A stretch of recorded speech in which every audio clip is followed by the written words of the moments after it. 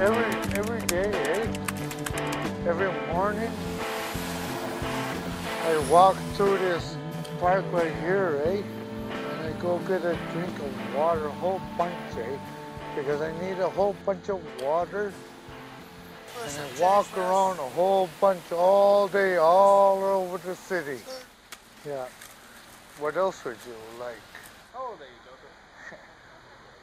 I'm 32 years old. Did you go to school? I made it to grade 10, but I didn't finish it. So, Where did you take grade 10? Bonner Law Memorial. Yeah. Rexton. In Rexton? Yeah. New Brunswick. Yeah. You know, back home, is an Indian reservation. It's called Big Cove, New Brunswick. Big Cove. Yep.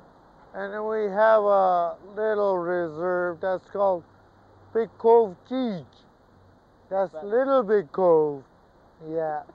We got Big Cove, we got Big Cove Keeg. Yeah. So, yeah. But we own all that, Mm-hmm. We own all of Rexton, Reshabakto, and everything, but they don't want to pay up the rent, Everyone was full. Yes. I heard you got a bad name on the block. That's what I said, too. And if I wasn't standing here with two of my best buddies that I plan on going drinking with, I'd fuck you right up. You got that to the bank? Do you have that to Just the bank? go ahead and do it, man, because Just telling you. it's I'm not. just telling you. It's Smart. shit. Smart enough. It's shit. Smart enough. It's shit. You're fucking right as shit. Fuck, And I'll man. fucking wipe your ass for shit. Joseph is not unusual. These kinds of things happen way more often than most people would ever believe. And I've never met Joseph probably, but had Joseph been able to receive supports, good supports, real services that fit for him at an appropriate age when he was really young, Joseph wouldn't be where he is today. You know, I think it's often really misunderstood by the public as to how addictions fits in with homelessness. I think that people turn their back on the issue by blaming, and I think that's it's a common response. It's an understandable response when we see someone drunk and homeless. We want to just blame them for their situation. But I think following the story, you guys wouldn't understand what it was all about if you didn't know about his childhood and where he's been. I was living in this other home, and there was a death. I was starting to call him Dad, And there was a death. There goes my dad. You know, because nobody wanted to tell me my dad, who my dad is or nothing, I know my mom, but nobody wanted me to tell me my dad, man. So he died of stroke, yep, passed out, I seen it all, Oh, you want to see me drinking? Not right now. I'll take you down to where I drink it. I sit down all by myself and I drink it. Yeah, and I sip it.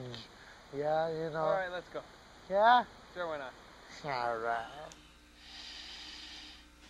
There's lots of Josephs out there.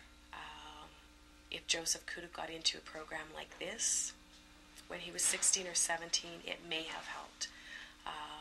Joseph may have also sat on our wait list and never got in. We have lots of kids who have had addiction issues.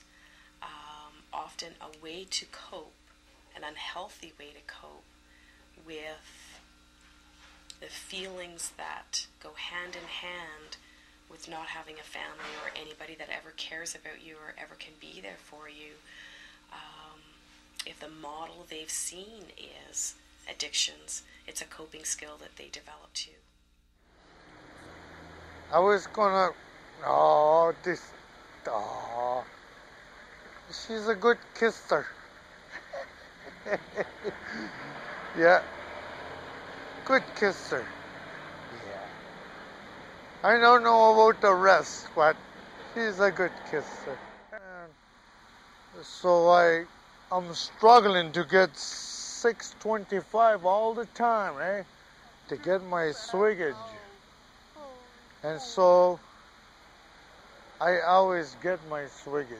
Always? But yeah, I do always, but it takes a while. Maybe sometimes 2 o'clock in the afternoon, then I get it.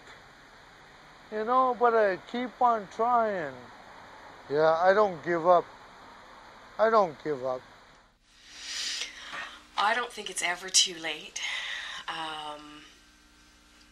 The Josephs will struggle. I think Joseph would need a safe place to live and lots of supports. If Joseph is drinking every night, he's going to have a hard time looking after his apartment. He may cause some damages to his apartment if he has an apartment and he's connected to other people who also are using and aren't aware of what they're doing at all times. They could cause damage to an apartment. So then it becomes an issue for the landlord that it's really expensive to have units and have them being damaged. So, a lot of things become a vicious circle. There's no easy answers. Came to Ottawa as a student at first, and I got evicted from my old place, so I ended up being homeless. It wasn't really my fault getting evicted. It's just I had a roommate, and they got evicted, so I ended up with them. I met Joe because I always hung out around here. I always came here just to see the action, and I ended up seeing this fellow with a group of Indians. A group of bastards. Hey, not just kidding. Yeah. And I just wanted to go talk to them. I got to know them, and this guy has been my buddy for a long time now. People's physical health is often prioritized over people's mental health, and there's a connection. If we aren't taking care of people's mental health issues, our emotions, our feelings, kids often feel like they don't have anyone to talk to. They don't have anyone to tell their stories to. Because I'm scared again to die, I'm allergic to all this stuff, I don't know, man. So I have to be careful, that's all. Yes, I'm sad. And my family is sad. Because they know my problems. Yeah. But they're going to be good. They're going to be good to me. Ladies and gentlemen, I don't know why I do this all the time. But it's something to get relief.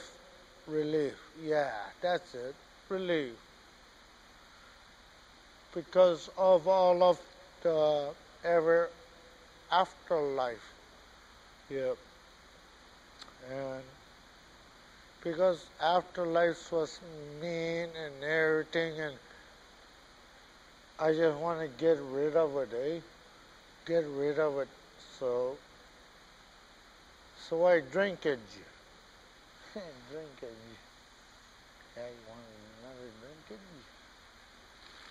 Well, fuck, I do. I guess I hate to say that any situation doesn't have some hope or it isn't workable in some way.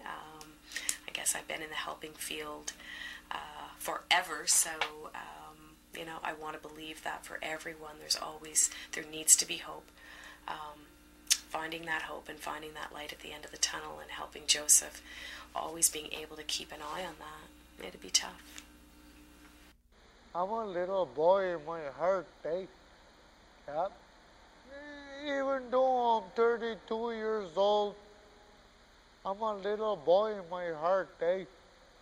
Always will be.